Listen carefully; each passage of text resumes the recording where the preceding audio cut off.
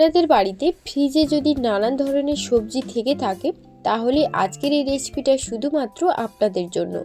নানান ধরনের ফ্রিজে থাকা এই সবজি দিয়ে আজকের আপনাদের বানিয়ে দেখাবো সুপার টেস্টি 5 মিশালি চপের রেসিপি। এই রেসিপিটা আপনারা যে কোনো সময় বানাতে পারেন, খেতে ভীষণ সুন্দর হয়। নানান ধরনের সবজি দিয়ে এই রেসিপিটা বানাতে পারেন, তবে খেতে কিন্তু দুর্দান্ত স্বাদ হয়। যেহেতু শীতকাল, তো শীতকালে সবার বাড়িতেই তো নানান ধরনের সবজি থাকে। আজকের 5 মিশালি সবজি দিয়ে আমি আপনাদের চপ বানিয়ে দেখাবো। আপনারা ভিডিওটা শেষ অবধি দেখতে থাকুন, আশা করব খুব ভালো লাগবে। 5 মিশালি চপের জন্য আছে এখানে নিয়েছি ছোট আলু, একদম নতুন আলু নিয়েছি, আর নিয়েছি কড়াইশুঁটি, আর এখানে নিয়েছি একটা হাফ বাঁধাকপি, এখানে পেঁয়াজ পাতা। কটা সবজি আমার কাছে ছিল, সেটা দিয়ে আমি আজকে চপটা বানিয়ে দেখাবো। তবে আপনাদের কাছে যে কোনো সবজি থাকলেই হবে, চপটা বানানো যাবে। তো এই যে দেখুন, আর এখানে নিয়েছি একদম ছোট ছোট আলু, আর তো নিয়েছি পেঁয়াজ পাতা। তো এখন এই আলুটাকে সেদ্ধ করে নেব। জল খুব ভালো করে ফুটিয়ে নিয়েছি। এবার এর মধ্যে আমি 5টা আলু দিয়ে দিচ্ছি। ঠিক যতটা লাগবে ঠিক আমি সেই পরিমাণে নিয়েছি, তবে আপনারা আপনাদের পরিমাণ অনুযায়ী এখানে আলু কিংবা যে কোনো সবজি নিয়ে নিতে পারেন। আলুটা খুব ভালো করে সেদ্ধ হতে হতে এখানে আমি বাঁধাকপিটাকে কেটে নেব। যতটা সম্ভব চেষ্টা করা যায় বাঁধাকপিটাকে একদম পাতলা পাতলা করে কাটার, কিংবা যদি পাতলা করে নাও কাটতে পারেন সেক্ষেত্রেও কিন্তু কোনো অসুবিধে নেই। তো বাঁধাকপিটা খুব ভালো করে কাটা হয়ে গেলে জলের মধ্যে দিয়ে বাঁধাকপিটা খুব ভালো করে ধুয়ে পরিষ্কার করে নেব। দু তিনবারের মতন খুব ভালো করে বাঁধাকপিটাকে পরিষ্কার করে নিই। লাস্ট একবার আপনাদের পরিষ্কার করে দেখাচ্ছি। তো বাঁধাকপিটা পরিষ্কার করা হয়ে গেলে এখানে যা যা সবজি ছিল সব কিছু ছাড়িয়ে খুব ভালো করে ধুয়ে পরিষ্কার করে তুলে নেব। তো পেঁয়াজ পাতাটাকেও তুলে নিচ্ছি, আর এদিকে কড়াইশুঁটিটা ছাড়িয়ে জলের মধ্যে দিয়ে দেবো। দিয়ে সেটাকেও ভালো করে ধুয়ে পরিষ্কার করে একটা পাত্রের মধ্যে তুলে নেব। ছেলি চপ আপনারা এইভাবে কারা কারা খেয়েছেন আমাকে কিন্তু কমেন্টে জানাবেন। আর যদি না খেয়ে থাকেন তাহলে আমার কথা অনুযায়ী একবার এই রেসিপিটা বাড়িতে বানিয়ে দেখুন, দারুণ স্বাদ হয় খেতে। বিকেলে চায়ের সাথে খেতে তো দুর্দান্ত স্বাদ লাগে। তো বন্ধুরা, আমার কিন্তু কড়াইশুঁটিটা ছাড়ানো হয়ে গেছে। জল দিয়ে ভালো করে ধুয়ে তুলে নেব। আর এদিকে আলুটা খুব ভালো করে সেদ্ধ হয়ে গেছে, আলুটাকে তুলে নিচ্ছি। দেখুন আলু কিন্তু একদম ভালোভাবে সেদ্ধ হয়ে গেছে। আর এটা যেহেতু নতুন আলু, তার জন্য আলুটা সেদ্ধ করার পর জলের কালারটা কিন্তু একদম সবুজ কালার হয়ে গেছে। তো বন্ধুরা, আলুটা ভালো করে সেদ্ধ হয়ে গেছে, এবার আলুটা আমি তুলে নেব। তো আলুটা তুলে নেওয়ার পর ওই একই পাত্রে সামান্য জল দিয়ে বাঁধাকপিটা দিয়ে ভালো করে বাঁধাকপিটাকেও সেদ্ধ করে নেব। আমি তো এখানে বাঁধাকপিটা সেদ্ধ করে নিচ্ছি, তবে আপনারা যদি সেদ্ধ করতে না চান তাহলে নাও করতে পারেন। তবে বাঁধাকপিটা সেদ্ধ করে নিলে পুরটা বানাতে কিন্তু সুবিধা হয়, খুব জলদি কিন্তু পুরটা তৈরি হয়ে যাবে। আর বাঁধাকপিটা দেওয়া হয়ে গেলে এখানে কড়াইশুঁটিটাও দিয়ে দিচ্ছি, যাতে কড়াইশুঁটিটা সামান্য সেদ্ধ হয়ে যায় আর পুরটা বানাতে সুবিধে হয়। তো বাঁধাকপিটা আর কড়াইশুঁটিটা ভালো করে সেদ্ধ হতে হতে এখানে আমি সেদ্ধ করে রাখা যে আলুটা আমি তুলে রেখেছিলাম সেটাকে ম্যাশ করে নিচ্ছি। আপনারা চাইলে গ্রেটার দিয়েও কিন্তু আলুটা গ্রেট করে নিতে পারেন। আর এদিকে আপনারা দেখতেই পাচ্ছেন যে আমি কিন্তু এখানে আলুর খোসাটাকে ছাড়াইনি, কারণ আলুটা যেহেতু নতুন তার জন্য আলুর খোসাটাকে আমি ছাড়াইনি। তবে আপনারা যদি চান আলুর খোসাটাকে ছাড়িয়ে নিতে পারেন। তো আলুটাকে খুব ভালো করে ম্যাশ করে নিয়েছি। আর আলুটা খুব ভালো করে ম্যাশ করা হয়ে গেলে এখন যে বাঁধাকপিটা আমি সেদ্ধ করে রেখেছিলাম সে বাঁধাকপিটা সেদ্ধ হয়েছে কিনা দেখে নিচ্ছি। 5 থেকে 6 মিনিট খুব ভালো করে বাঁধাকপি আর কড়াইশুঁটিটাকে সেদ্ধ হতে দিয়েছিলাম। তো বাঁধাকপিটা কিন্তু ভালো করে সেদ্ধ হয়ে গেছে। এখন এই বাঁধাকপিটা তুলে ঠান্ডা হওয়ার পর একটা মিক্সারের মধ্যে দিয়ে দেব। তো গ্যাসটা অফ করে দিয়ে ঠান্ডা হতে দিয়েছিলাম। তো খুব ভালো করে যখন ঠান্ডা হয়ে যাবে তখন আমি মিক্সারের মধ্যে বাঁধাকপিটা দিয়ে দিচ্ছি। দেওয়ার পর মিক্সারের মধ্যে দিয়ে মিক্সারে দিয়ে বাঁধাকপিটাকে ভালো করে পেস্ট করে নেব। একেবারে কিন্তু এখানে স্মুথ করে পেস্টটা করবেন না, তাহলে কিন্তু দানা দানা ভাবটা থাকবে না। তো দানা দানা ভাবটা থাকলে চপটা খেতে ভালো লাগে। তো এই যে আমি খুব ভালো করে কিন্তু আমি বাঁধাকপিটাকে পেস্ট করে নিয়েছি। এবার রান্নাটা করার জন্য পুরটা বানিয়ে নেব, তার জন্য কড়াই বসিয়ে দিয়েছি। তারপর কড়াইয়ের মধ্যে দিয়ে দিলাম সর্ষের তেল।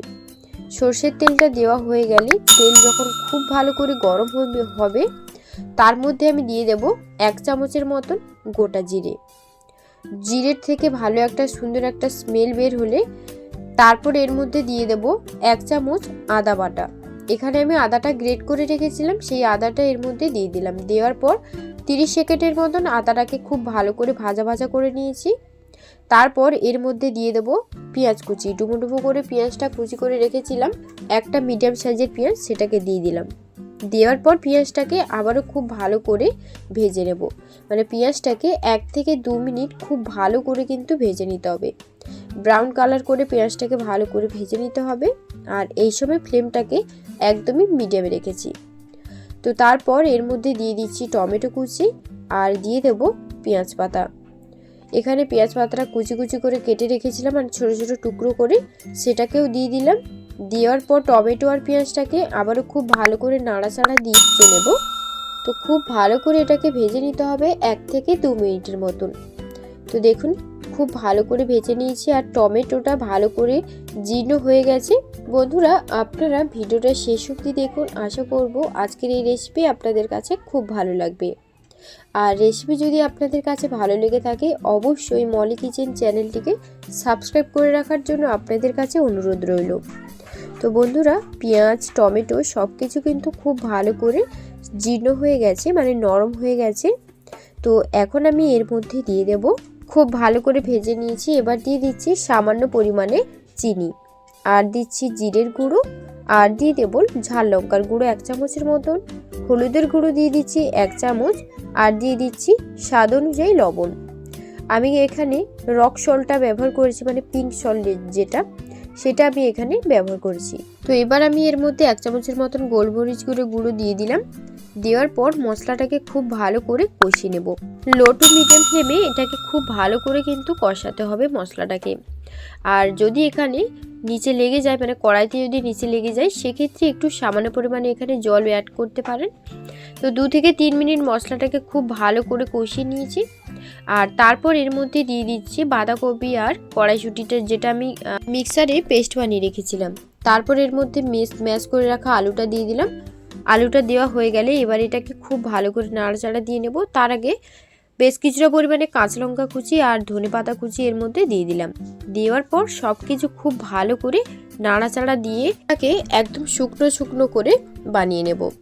তো এই যে দেখুন, নাড়াচাড়া দিয়ে নিয়ে পুরটাকে খুব ভালো করে কিন্তু শুকনো শুকনো করে নিতে হবে। আর পুরটা কিন্তু যত ভালো করে শুকনো শুকনো করে নেবেন, ততই দেখবেন চপটা বানাতে সুবিধা হবে। এখানে কিন্তু আমি একদমই জলের ব্যবহার করিনি, তবে বাঁধাকপির মধ্যে যেহেতু একটু জলের পরিমাণটা যদি একটু বেশি হয়, সেজন্য পুরটা কিন্তু শক্ত ডো হিসেবে বানাতে গেলে একটু সময় লাগে। তো তার জন্য ফ্লেমটাকে কিন্তু একদমই মিডিয়ামে রেখেছি। একদম হাইতে করে দিলে কিন্তু নিচে লেগে যেতে পারে। তো মিডিয়াম ফ্লেমে খুব ভালো করে কিন্তু 7 থেকে 8 মিনিট ধরে অনবরত নাড়াচাড়া করতে হবে। আর এটাকে একদম শুকনো ডো হিসেবে বানিয়ে পুরটাকে বানিয়ে নিতে হবে। তো এই যে দেখুন, পরপর করে কিন্তু শুকনো ডো হিসেবে এটা তৈরি হয়ে যাচ্ছে পুরটা। তো খুব ভালো করে কিন্তু এটা নাড়াচাড়া দিয়ে পুরটাকে আমি একদম 7 থেকে 8 মিনিট ধরে নাড়াচাড়া দিয়ে পুরটা রেডি করে নিয়েছি, আপনারা দেখতেই পাচ্ছেন। তো এই যে দেখুন বন্ধুরা, খুব ভালো করে কিন্তু নাড়াচাড়া দিয়ে পুরটাকে রেডি করে নিয়েছি। সবশেষে ওপর দিয়ে একটু গরম মশলার গুঁড়ো, মানে জিরে ধনে আর শুকনো লঙ্কা একসাথে বেটে গুঁড়ো করে রেখেছিলাম, সেটা দিয়ে দিলাম। দেওয়ার পর নাড়াচাড়া দিয়ে এটাকে তুলে নেব। তো পুরটা কিন্তু একদমই রেডি। এবার এটাকে তুলে নিয়ে একটা পাত্রের মধ্যে রেখেছি। আর এটাকে ঠান্ডা হওয়ার জন্য আধা ঘন্টার জন্য রেখে দেবো, যাতে ঠান্ডা হয়ে যায় পুরটা। পুরটা ঠান্ডা হতে হতে এখানে আমি বেসনের ব্যাটারটা বানিয়ে নেব। তার জন্য এখানে নিয়েছি 200 গ্রাম বেসন, 2 কাপ বেসন নিয়েছি এখানে। তারপর এই বেসনের মধ্যে দিয়ে দেব হাফ চামচের মতন, মানে লবণ, মানে পরিমাণ অনুযায়ী। আর দিয়ে দিচ্ছি ঝাল লঙ্কার গুঁড়ো 1 চামচ, আর হলুদের গুঁড়ো, আর দিয়ে দিচ্ছি জিরের গুঁড়ো 1 চামচ করেই দিয়েছি জিরে আর হলুদটা। তো তারপর এটাকে খুব ভালো করে মিশিয়ে নেব। মিশিয়ে নেওয়ার হয়ে গেলে জল দিয়ে দিচ্ছি। ব্যাটারটা বানানোর জন্য এখানে কিন্তু জল একেবারেই দিয়ে দেবেন না। জলটা একেবারেই দিয়ে দিলে ব্যাটারটা যদি পাতলা হয়ে যায়, সেক্ষেত্রে কিন্তু অসুবিধে আছে। তার জন্য জলটা অল্প অল্প করে দিয়ে ব্যাটারটা বানিয়ে নেবেন, সেক্ষেত্রে কোনো রকম অসুবিধে হবে না। তো আমি অল্প অল্প জল দিয়ে প্রথমে চামচের সাহায্যে খুব ভালো করে মিশিয়ে নিচ্ছি। তারপর হাত দিয়ে খুব ভালো করে ব্যাটারটা ফেটিয়ে নেব। আর এই চপের জন্য ব্যাটারটা কিন্তু খুব ভালো করে ফেটিয়ে নিতে হবে, না হলে কিন্তু চপটা খুব ভালো আসবে না। আর চপটা খুব ভালো আসবে না, তার সাথে সাথে চপগুলো কিন্তু ফুলবে না। আর এই বেসনের মধ্যে যদি কোনো ডালা ডালা থেকে থাকে সেটা কিন্তু খুব ভালো করে কিন্তু হাত দিয়ে মিশিয়ে নিতে হবে। খুব ভালো করে একটা স্মুথ ব্যাটার বানিয়ে নেব অল্প অল্প জল দিয়ে। তো দেখুন সাহায্যে 2 থেকে 3 মিনিট খুব ভালো করে মিশিয়ে নিয়েছি। এবার হাত দিয়ে এটাকে খুব ভালো করে মিশিয়ে নেব, মানে ফেটিয়ে নেব। আর এর মধ্যে যদি কোনো ডালা থেকে থাকে বেসনের, সেটাকেও হাত দিয়ে ভেঙে দেব। আর দেখুন এটা খুব ভালো করে কিন্তু বেসনটাকে ফেটিয়ে নিতে হবে, না হলে কিন্তু চপগুলো ফুলবে না আর খেতে ভালো লাগবে না। তো এই যে দেখুন বন্ধুরা, চপটা যদি মুচমুচে রাখতে চান তাহলে বেসনে সামান্য পরিমাণে সাদা তেল দিয়ে দিতে পারেন, তাহলে দেখবেন চপগুলো মুচমুচে থাকবে। আর এদিকে খুব ভালো করে ফেটিয়ে নিয়েছি বেসনটা। দেখুন একদম স্মুথ ব্যাটার তৈরি হয়ে গেছে। স্মুথ ব্যাটার বানাতে কিন্তু আমার 7 থেকে 8 মিনিটের মতন টাইম লেগেছিল। তো খুব ভালো করে ফেটানো হয়ে গেলে এর মধ্যে হাফ চামচের মতন বেকিং সোডা দিয়ে দিচ্ছি। বেকিং সোডা দেওয়ার পর আবার 2 মিনিটের মতন এটাকে খুব ভালো করে হাত দিয়ে নাড়াচাড়া দিয়ে ব্যাটারটা একটা স্মুথ ব্যাটার বানিয়ে নেব। তো খুব ভালো করে স্মুথ একটা ব্যাটার বানানো হয়ে গেছে। তো এখন আমি মানে যে পুরটা বানিয়েছিলাম সেই পুরটা ঠান্ডা হয়েছে কিনা দেখে নেব। তো পুরটা খুব ভালো করে ঠান্ডা হয়ে গেছে। এবার এখান থেকে ছোট ছোট বলের মতন করে পুরগুলো নিয়ে হাত দিয়ে খুব ভালো করে গোল করে নিয়ে তারপর অপর হাতে রেখে এইটাকে আমি হাত দিয়ে যেভাবে আমি স্প্রেস করছি এইভাবে স্প্রেস করে দিলেই কিন্তু চপটা তৈরি হয়ে যাবে, একদম চাপটা হয়ে যাবে। আর এইটা চাপটা হয়ে গেলে একটা চপ কিন্তু আবার রেডি। তো এবার এটাকে বেসনের মধ্যে ডুবিয়ে নেব। তো এই যে দেখুন চপটা আমি বেসনের মধ্যে দিয়ে দিলাম। দেওয়ার পর ওপর পিঠ আবারও একবার উল্টে এটাকে আমি গরম তেলের মধ্যে দিয়ে দেব। আর ব্যাটারটার কিন্তু এই রকমই রাখতে হবে, এই রকম ফিটনেসের, তবেই কিন্তু আর চপটা ভালোভাবে ফুলবে। তো তেল দিয়ে খুব ভালো করে গরম হয়ে গেলে আমি এখানে চপগুলো দিয়ে দিচ্ছি। আমি এখানে দুটো দুটো করে চপগুলো এখানে ভেজে নিচ্ছি। আপনারা এর থেকে বেশি কিংবা একটা একটা করে ভেজে নিতে পারেন। তো দেখুন চপগুলো দিয়ে দিলাম।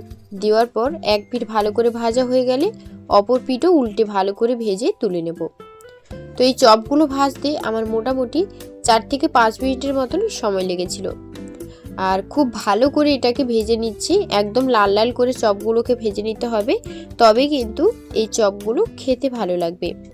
তো দেখুন বন্ধুরা, এক পিঠ 1 থেকে 1.5 মিনিটের মতন রেখেছিলাম আর অপর পিঠও 1 থেকে 1.5 মিনিটের মতন সময় লেগেছিল। আমার প্রথম পর্যায়ে চপগুলো কিন্তু ভাজা হয়ে গেছে। তো দেখুন এই যে একটা চপ ভাজা হয়ে গেছে, এটা আমি তুলে একটা পাত্রের মধ্যে রেখে দেব। আর পরবর্তী পর্যায়ে যে চপটা সেটাকেও ভেজে তুলে নেব। আর বাদবাকি যেই চপগুলো আছে সেগুলোকেও আমি একইভাবে ভেজে নেব। তো এই যে দেখুন সব চপগুলো মানে প্রথম পর্যায়ে চপগুলো ভাজা হয়ে গেছে। এবার পরবর্তী পর্যায়ে চপগুলো একইভাবে ভেজে নিচ্ছি।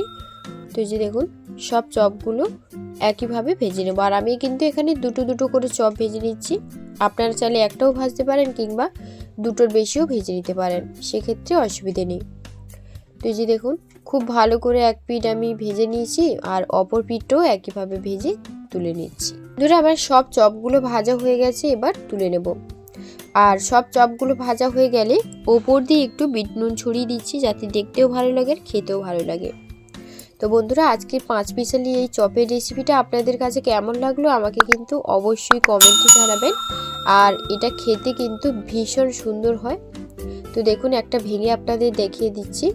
দেখুন দেখতে কিন্তু দারুণ লাগছে আর খেতেও কিন্তু ভীষণ সুন্দর হয়। আপনারা অবশ্যই একবার হলেও এই রেসিপিটা বাড়িতে বানিয়ে দেখবেন, খুব ভালো স্বাদ হয় খেতে। তো বন্ধুরা আজকের রেসিপি আপনাদের কাছে যদি ভালো লেগে থাকে তাহলে অবশ্যই আমাকে কমেন্টে জানাবেন এবং ভালো লাগলে লাইক কমেন্ট শেয়ার করতে ভুলবেন না। সাথে বেল বাটনটি প্রেস করে রাখতে কিন্তু সেটাও ভুলবেন না, কারণ আমি যখনই কোনো রেসিপি শেয়ার করব আপনাদের কাছে খুব সহজেই পৌঁছে যাবে। তো বন্ধুরা আপনারা সবাই খুব ভালো থাকবেন, সুস্থ থাকবেন। দেখা হচ্ছে পরবর্তী কোনো ভিডিওতে। ততক্ষণ আপনারা ভালো থাকবেন। ধন্যবাদ।